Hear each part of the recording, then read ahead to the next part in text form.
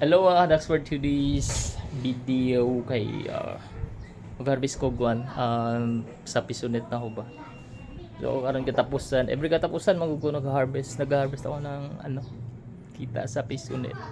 Pero na-monitor ko naman to siya. Alam ko umabot siya ng 3,000 plus. So ito yung laman niya. Wait. So ito yung laman niya. Tada! So medyo marami. Umabot siya ng 3,000 pesos guys. So yan. Yung laman ng peso na ito. Hindi ko muna sa lupin. So yan. Medyo marami din do.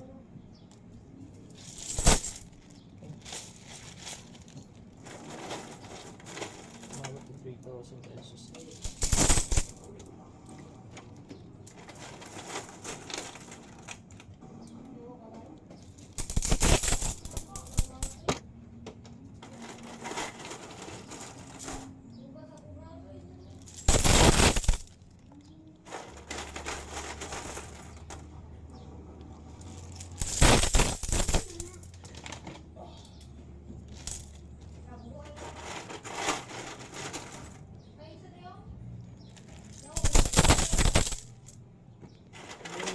Dito sa yun eh. Ang dami kasi tigbibiso tsaka 5 piso sa 5.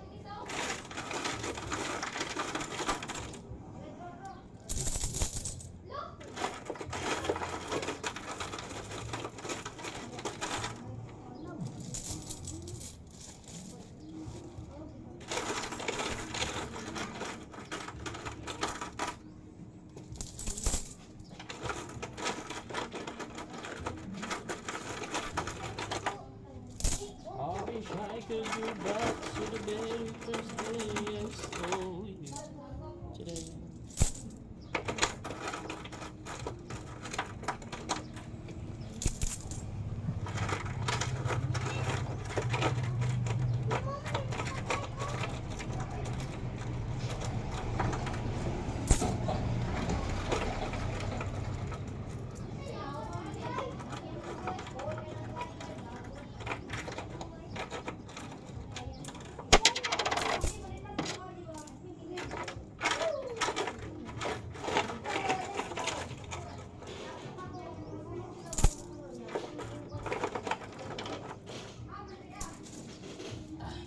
So, ito yung lahat.